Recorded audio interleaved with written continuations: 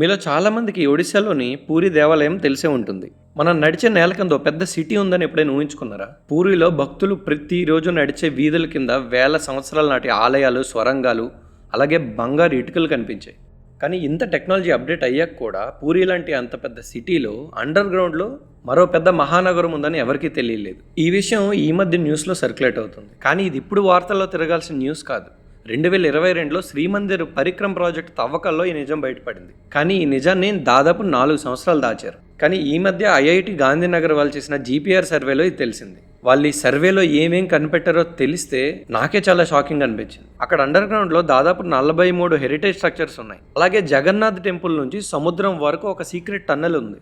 అలాగే టెంపుల్లోని రత్న భాండాగారం అంటారు కదా, అంటే దేవుడికి సంబంధించిన ఆర్నమెంట్స్ అన్ని దాచే స్పేస్, అక్కడి నుంచి ఇంకొక సీక్రెట్ వే కూడా ఉంది.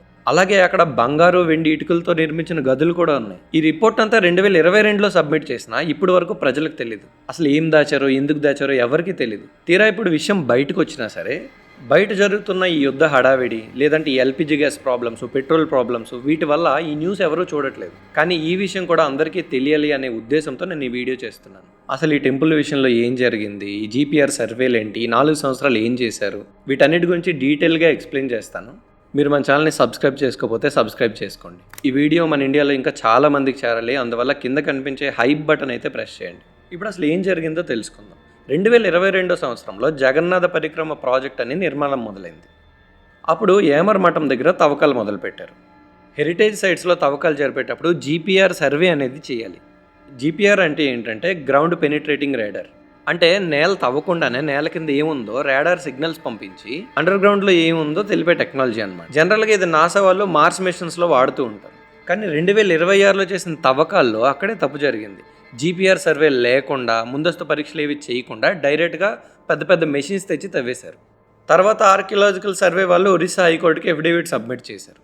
ఇక్కడ కన్స్ట్రక్షన్కి ముందు జీపీఆర్ సర్వే జరగలేదు, హెరిటేజ్ ఇంపాక్ట్ అసెస్మెంట్ జరగలేదు అని చెప్పారు. ఓబీసీసీ తవ్వకాల్లో ఆర్కియాలజికల్ రిమైన్స్ ఏమైనా ఉంటే అవి నాశనం అయిపోతే జాగ్రత్త అని కూడా ఆర్కియాలజికల్ డిపార్ట్మెంట్ వాళ్ళు హెచ్చరించారు. అంత చెప్పినా కూడా తవ్వకాలు చేయడం వల్ల వచ్చిన ఫలితం ఏంటంటే కొన్ని వేల సంవత్సరాల నాటి గంగ వంశానికి చెందిన సింహ శిల్పాలు ఉన్నాయి, అవేమో ముక్కలైపోయాయి. అంత పురాతన వస్తువులు దొరికేటప్పుడు పగిలిపోతే అవి మళ్ళీ తిరిగి తీసుకురాలేని, అవి ఇంకా శాశ్వతంగా నాశనం అయిపోయినవి. ఇదంతా తెలిసి అక్కడ ప్రజలైతే నిరసన వ్యక్తం చేశారు. అప్పుడు ఆర్కియాలజికల్ డిపార్ట్మెంట్ చేసిన ఇన్వెస్టిగేషన్లో ఏం తెలిసిందంటే అక్కడ 30 అడుగులు ఒక పెద్ద పురాతన గోడ ఉంది. అక్కడ మట్టి పాత్రలు, లోహ పాత్రలు, ఇంకా రోజువారీ వాడే వస్తువులు, వాటితో పాటు అక్కడ బంగారు విగ్రహాలు అక్కడే పూజించబడ్డాయని నిర్ధారణ చేశారు. అప్పుడు రైజ్ అయిన యాక్చువల్ క్వశ్చన్ ఏంటంటే ఒక టెంపుల్ కిందే ఎంత ఉంటే మొత్తం పూరి సిటీ కింద ఎంత ఉంది? అప్పుడు ఓబీసీసీ వాళ్ళు, అంటే Odisha bridge and construction corporation వాళ్ళు ఐఐటి గాంధీనగర్కి 40 లక్షలతో ఒక జీపీఆర్ సర్వే అప్పగించారు. కానీ ఆ రిపోర్ట్తో ఏం జరిగిందో మీకు తెలుసుకోవాలంటే అప్పుడు జరిగిన టైం లైన్ అర్థం చేసుకోవాలి. ఇప్పుడు నేను చెప్పేది వింటే మీకు ఒక్కటే క్వశ్చన్ ఉంటుంది, ఇంతకాలం ఎందుకు దాచారు అని.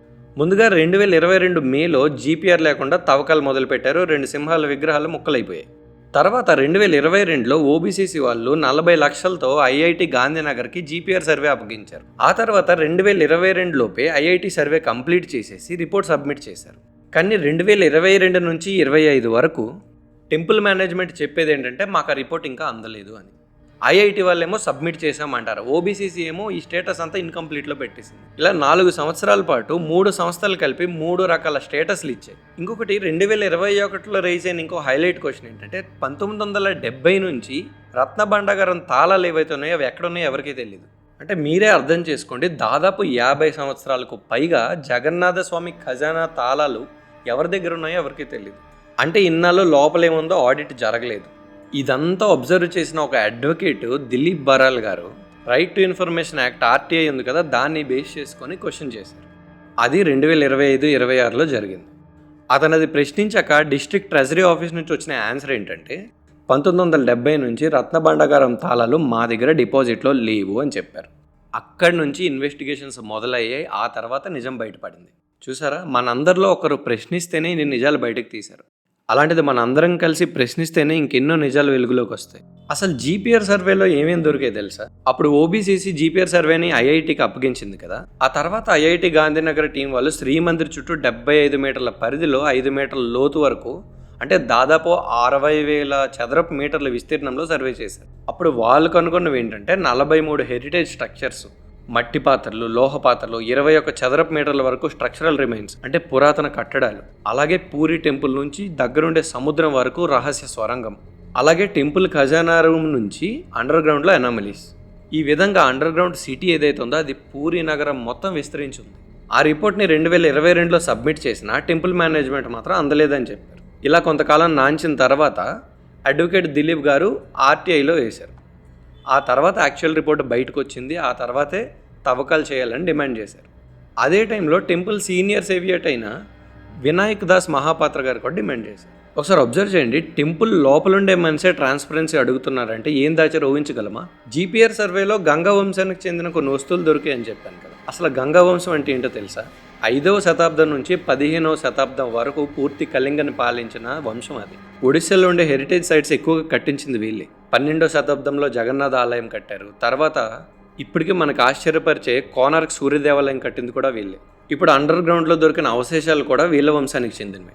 ఈ వంశపాలనలో పూరి అనేది ఒక టెంపుల్ కాదు, అదొక సంపూర్ణ నాగరికత కేంద్రం. అక్కడ వ్యాపారం, శిక్షణ, శిల్పకళ, ఆధ్యాత్మికత అన్నీ ఒకే దగ్గర ఉన్నాయి. మన స్కూల్ పిల్లల టెక్స్ట్ బుక్స్లో ఉంటాయి. మెసొపటోమియా గురించి చెప్తారు, ఈజిప్ట్ గురించి చెప్తారు, కానీ మన కళింగ నాగరికత కోసం ఎవరు చెప్పరు. ఇది మనం మార్చాలి, మన చరిత్రను మనమే నేర్పించాలి. అలాగే జీపీఆర్ సర్వీస్లో అన్నిటికంటే ముఖ్యమైన స్ట్రక్చర్గా గుర్తించిన ప్రదేశం ఏంటంటే ఏమరమఠం. ఏమరమఠం తవ్వకాల్లో ఏం జరిగింది? బంగారు, వెండి ఇటుకలు దొరికాయి. బంగారు ఇటుకలతో నిర్మాణాలు అంటే మామూలు విషయం కాదు కదా. ఒక టెంపుల్ కన్స్ట్రక్షన్కి బంగారు ఇటుకలు, వెండి ఇటుకలు వాడారంటే వాళ్ళకి ఎంత సంపద ఉందని కాదు, దేవుడి కోసం ఎంత ఇవ్వాలనుకుంటున్నారో, వాళ్ళకి ఎంత భక్తి ఉందో అర్థం చేసుకోవాలి. అంతేకాదు, మన అద్వైత సిద్ధాంత ఆచార్యులు, మన సనాతన ధర్మ మహాపురుషుడైన రామానుజాచార్యులు గారు స్వయంగా ఆ స్థలాన్ని సందర్శించారని కూడా చెప్పారు. ఆయన ఆ నేలపైన నడిచారు, ఆ గాలే పీల్చారు. ఈ ఒక్క విషయం సరిపోదు ఆ ప్రదేశానికి ఎంత చరిత్ర ఉందో, ఆధ్యాత్మిక విలువ ఉందో తెలుసుకోవడానికి. అలాంటి పవిత్రమైన నేలను జీపీఆర్ లేకుండా తవ్వి శిల్పాలు ముక్కలు చేశారు. పూరి కింద ఈ నగరం ఒకటే కాదు, జగన్నాథ ఆలయం లోపల మరో రహస్యం ఉంది, రత్నభాండాగారం. రత్నభాండాగారం అంటే జగన్నాథ స్వామికి సమర్పించిన వందల వేల సంవత్సరాల నగ, ఆభరణాలు, బంగారు నిల్వలు అంతా ఉంచే ఖజానా. ఈ ఖజానా కొన్ని దశాబ్దాలుగా మూసివేసి దానిలో ఏముందో సరిగా ఎవరికీ తెలియదు. ఈ రత్నభాండాగారం లోపల లేదా కిందన అండర్ గ్రౌండ్లో ఛాంబర్స్ లేదా సీక్రెట్ ప్యాసేజెస్ ఏమైనా ఉన్నాయని పరిశీలించడానికి ఆర్కియలాజికల్ సర్వే వాళ్ళు సెపరేట్గా ఒక జీపీఆర్ సర్వే చేశారు. కానీ ఆ రిపోర్ట్ మనకి ఇంకా తెలీదు. ఆ జగన్నాథ టెంపుల్ అండర్ గ్రౌండ్లో ఏమైనా ఉండొచ్చు, ట్రెజర్స్ ఉండొచ్చు, లేదంటే సొరంగ మార్గాలు ఉండొచ్చు, లేదా వేల నాటి సంవత్సరాల ఆభరణాలు, శాసనాలు, విగ్రహాలు ఏమైనా ఉండొచ్చు. ఆ రిపోర్ట్ రిలీజ్ చేస్తే కానీ మన చరిత్ర ఏంటో మనకు తెలీదు. ఇంతకుముందు కేరళలోని అనంత పద్మనాభ స్వామి టెంపుల్ వాల్ట్ బీ తెరిచినప్పుడు లక్షల కోట్ల విలువైన సంపద బయటపడింది. ఇదంతా ప్రపంచానికి తెలిసింది, మనందరం చాలా ఆశ్చర్యపోయాం. అదేవిధంగా ఈ జీపీఆర్ సర్వే రిజల్ట్స్ కూడా పూర్తి ట్రాన్స్పరెన్సీతో ప్రజలకు దొరికితే బాగుంటుంది. ఇదేమీ దాచుకోవాల్సిన విషయం కాదు కదా, ఇది మన చరిత్ర, ఇది మన వారసత్వం. ఇంకా జగన్నాథ్ టెంపుల్ నుంచి సముద్రం వరకు వచ్చే అండర్ గ్రౌండ్ టన్నెల్ గురించి మాట్లాడితే జీపీఆర్ రిపోర్ట్ ప్రకారం ఇది టెంపుల్కి ఆగ్నేయం వైపు, సముద్ర తీరం వైపు నడుస్తుంది. ముందు ఐఐటి టీం వాళ్ళు ఏమనుకున్నారంటే ఇది డ్రైనేజ్ ఛానల్ అయి ఉండొచ్చని అనుకున్నారు. కానీ ఒక టెంపుల్కి సముద్రం వరకు డ్రైనేజ్ సిస్టమ్ ఎందుకు? మన చరిత్రలో చూసుకుంటే టన్నెల్స్ ఎక్కువగా వాడింది యుద్ధ సమయాల్లో విగ్రహాలను తరలించేందుకు, రాజ కుటుంబీకులు సముద్రానికి సీక్రెట్గా వెళ్ళడానికి కానీ, లేదంటే జగన్నాథ స్వామి స్నపన యాత్రకు కానీ, ఇలాంటి కారణాలకు ఆ టన్నెల్ నిర్మించి ఉండొచ్చు. మన పురాతన ఆలయాలు ఏవి కూడా కేవలం ఆలయాలు కాదు, అవి కేవలం పూజా స్థలాలుగా మాత్రమే కాకుండా రక్షణ వ్యవస్థలుగా, నీటి నిర్వహణ వ్యవస్థలుగా ఉపయోగించారు. ఇంత పెద్ద చరిత్ర ఉన్న మన దేశంలో అంత పెద్ద ఆలయం వెనుకున్న చరిత్రే ఒకరు ప్రశ్నించేదాకా బయటికి రాలేదు. కానీ మన చరిత్ర మనం తెలుసుకోవాలి, మన స్మారక చిహ్నాలను కాపాడుకోవాలి, ప్రతి దాన్ని ప్రశ్నించాలి. ఆ మట్టిలో మన ఋషుల జ్ఞానం ఉంది, మన పూర్వుల పరాక్రమం ఉంది. ఇది మన ధర్మం, మన సనాతన ధర్మం. పూరి అడుగున నిద్రిస్తున్న నాగరికతను బయటికి తీస్తే మన సనాతన ధర్మం మళ్ళీ ఒక్కసారిగా ప్రపంచానికి తన అసలు రూపాన్ని చూపిస్తుంది. అది జరగాలంటే మన తరం మేల్కోవాలి, చదవాలి, తెలుసుకోవాలి, ప్రశ్నించాలి, మాట్లాడాలి. మన చరిత్ర మన చేతుల్లోనే ఉంటుంది. ఈ వీడియో కనుక మీకు నచ్చినట్టయితే లైక్ చేయండి, మీ ఫ్యామిలీ అండ్ ఫ్రెండ్స్కి షేర్ చేయండి. మన ఛానల్ని సబ్స్క్రైబ్ చేసుకోండి, ఇన్స్టాగ్రామ్లో ఫాలో చేయండి. మన ధర్మం మన బలం, మన చరిత్ర మన సంస్కృతి. జై సనాతన ధర్మం.